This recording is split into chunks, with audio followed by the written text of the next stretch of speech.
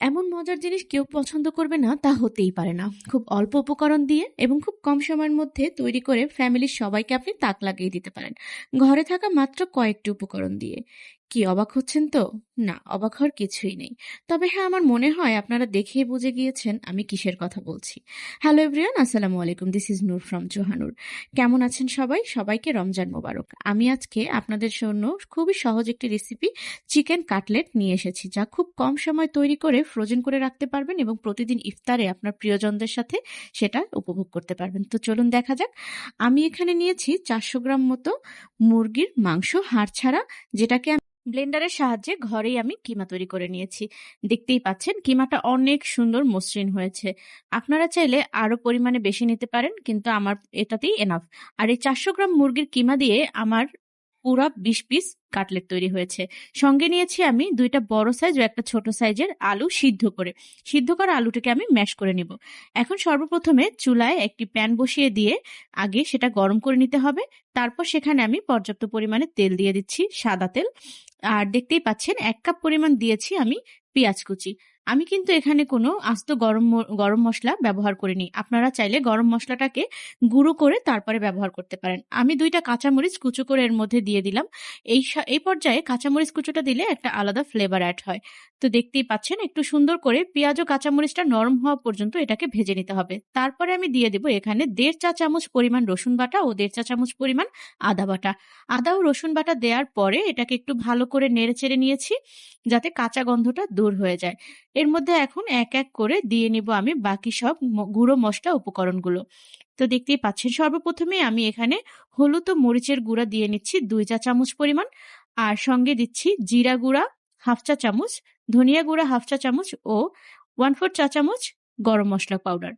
তো খুব সুন্দর করে আমি এখন এগুলোকে নেড়েচেড়ে নিব। আমি এখানে মরিচের গুঁড়াটা একটু কমই ব্যবহার করেছি, কারণ আমি কাঁচা ঝাল ও গোলমরিচের গুঁড়া ব্যবহার করব। আমি সাদা গোলমরিচের গুঁড়া নিয়েছি 1 চা চামচ। আপনারা চাইলে কালো গোলমরিচের গুঁড়াটা ব্যবহার করতে পারেন। সঙ্গে দিয়ে নেব এখন লবণ স্বাদ মতো।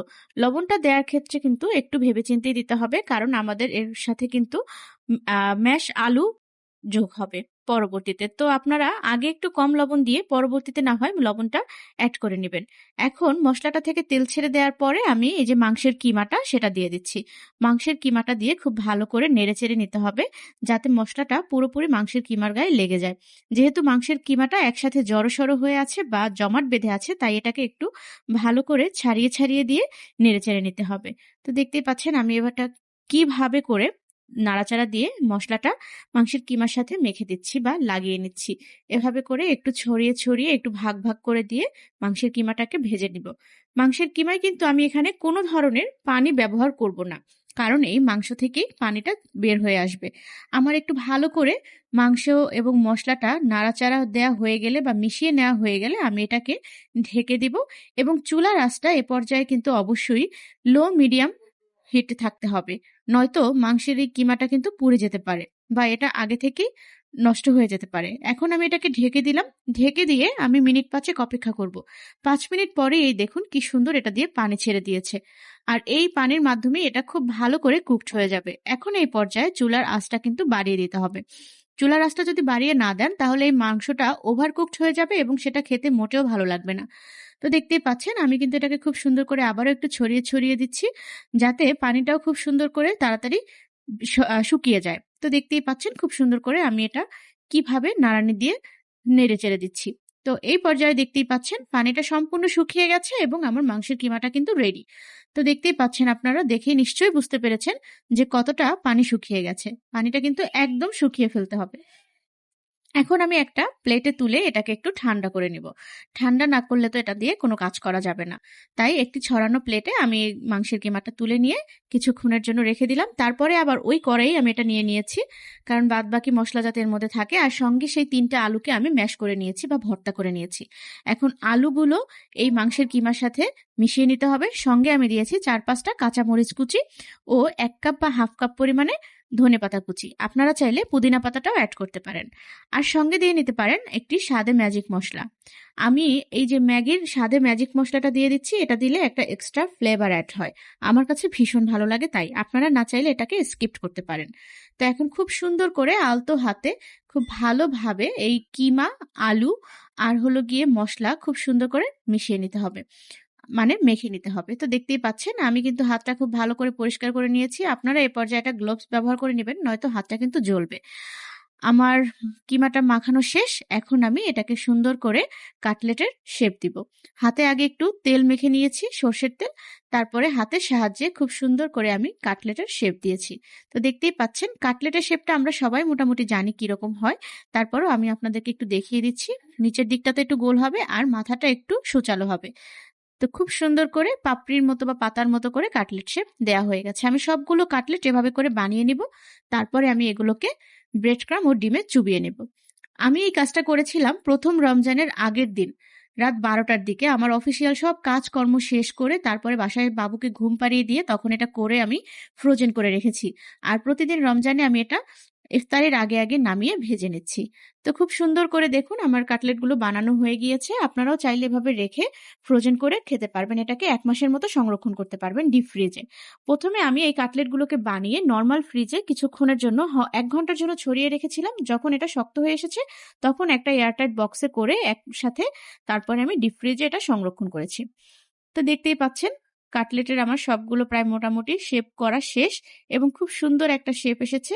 আর কাটলেটের আপনারা চাইলে বিভিন্ন ধরনের শেপ করে নিতে পারেন, বাট আমার কাছে এই শেপটাই সবথেকে পারফেক্ট এবং বেস্ট মনে হয়। আপনাদের কার কার এই ভিডিওটা ভালো লাগলো সেটা কিন্তু অবশ্যই আমাকে কমেন্ট করে জানাতে ভুলবেন না, এবং ভিডিওটা ভালো লাগলে আপনাদের কাছে অনুরোধ থাকবে আমার আমার পেজটিকে ফলো করবেন এবং লাইক দিবেন।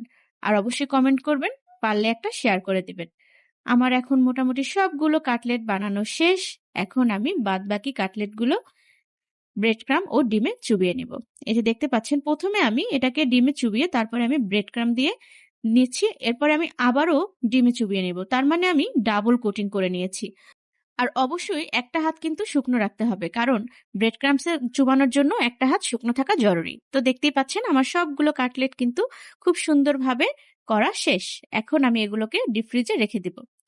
তো পরের দিন আমি ইফতারের সময় এগুলোকে ভেজে নিয়েছি। প্রথমে আমি এরকম একটা ছড়ানো ফ্রাই প্যানে তেল দিয়েছি এবং তেলগুলো গরম করা একটু সামান্য গরম হয়ে গেলে তখন তার মধ্যে আমি এক এক করে কাটলেটগুলো দিয়ে দেবো। যদি আপনি তেলটাকে খুব বেশি গরম করে নেন তাহলে কি হবে, আপনার কাটলেটগুলো পুড়ে যাবে এবং অনেক বেশি তেল ছিটে উঠবে আপনার গায়ে, কারণ এই কাটলেটগুলো ছিল ফ্রিজে।